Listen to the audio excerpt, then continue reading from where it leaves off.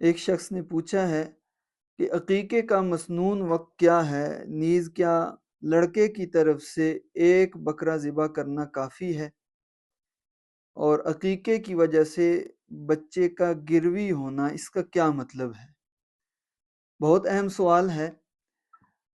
عقیقے کا مسنون وقت حدیث شریف میں جو آتا ہے وہ 7واں دن ہے۔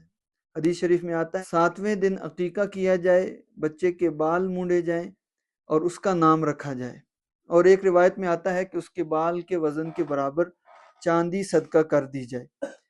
تو یہ 3 سے 4 کام 7ویں دن کرنے کے ہیں، لیکن اگر کوئی 7ویں دن کسی مجبوری کی بنا پر نہ کر سکے تو فقہائے کرام فرماتے ہیں کہ 14ویں دن اور 21ویں دن تک عقیقہ کرنے کی گنجائش ہے، یعنی مسنون عقیقہ۔ اس کے بعد ساری زندگی جب بھی بچے کا عقیقہ کرنا چاہیں تو عقیقہ کر سکتے ہیں، لیکن اس کا طریقہ یہ ہے کہ اگر اتوار والے دن بچہ پیدا ہوا ہے تو جب بھی کریں وہ ہفتے والے دن کریں، تو یہ اس کی پیدائش کے اعتبار سے 7واں دن بنتا ہے۔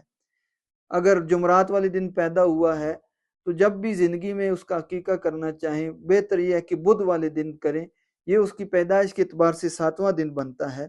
لیکن یہ مباح ہے، یعنی جائز ہے۔ مسنون عقیقہ جو حدیث میں آیا ہے وہ 7ویں دن یا 14ویں دن یا 21ویں دن ہے، اس کے بعد عقیقہ کرنا مباح ہے۔ اور جو سوال کا دوسرا جز تھا وہ یہ تھا کہ کیا لڑکے کی طرف سے ایک بکرا ذبح کرنا بھی جائز ہے؟ مسنون تو یہی ہے، بہتر تو یہی ہے کہ لڑکے کی طرف سے 2 بکرے ذبح کیے جائیں اور لڑکی کی طرف سے 1۔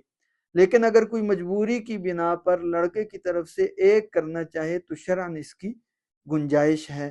تیسری چیز حدیث شریف میں جو آتا ہے کہ بچہ اپنے عقیقے کے بدلے میں رہن رکھا گیا ہے، وہ گروی رکھا گیا ہے، تو اس کا مطلب اور مفہوم یہ بنتا ہے کہ جب ہم رہن رکھتے ہیں، گروی رکھتے ہیں کوئی چیز، تو یہ وعدہ پورا کرنے کی گویا کہ ایک گارنٹی ہوتی ہے۔